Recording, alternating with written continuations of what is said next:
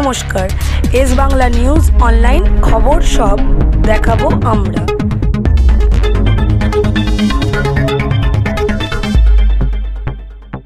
আপনার বাড়ির মেয়েটা, আপনার বাড়ির স্টুডেন্ট কি পেয়েছে, কি প্রকল্প পেয়েছে, কিন্তু আজকে মমতা বন্দ্যোপাধ্যায়ের সরকার থাকায় আপনার বাড়ির মেয়েটা কন্যাশ্রী প্রকল্প পাচ্ছে, 25,000 টাকা পাচ্ছে।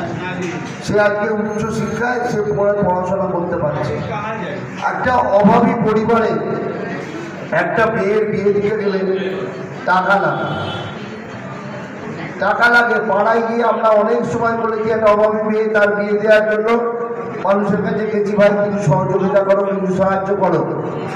কিন্তু এই মমতা বন্দ্যোপাধ্যায়ের সরকার রূপশ্রী প্রকল্প 25,000 টাকা দেয় মেয়ের বিয়ের জন্য। আজকে বিনা পয়সা রেশন আমরা পাচ্ছি। আজকে কোনো হার্টের অপারেশন কিছু হলে আমরা সাংস্কৃতিক হার্টে অপারেশন করতে পারছি।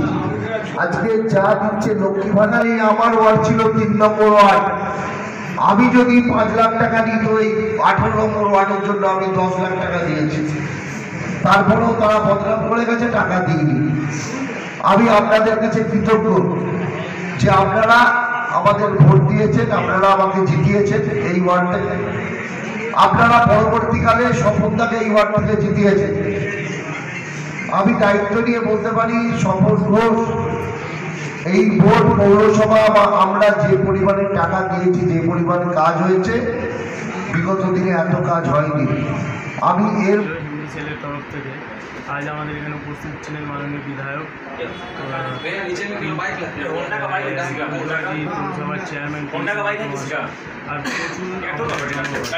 ওনাদের একটাই আশা বিশ্বাস দিদিমণির উপরে, দিদিমণি আগামী দিন আরও উন্নত করে তুলবে এই বাংলাকে, আর বাংলার মানুষ ওনার নেতৃত্বে আরও বেশি উন্নত হয়ে থাকবে। এই জন্য মানুষের ঢল আজ নেমেছে।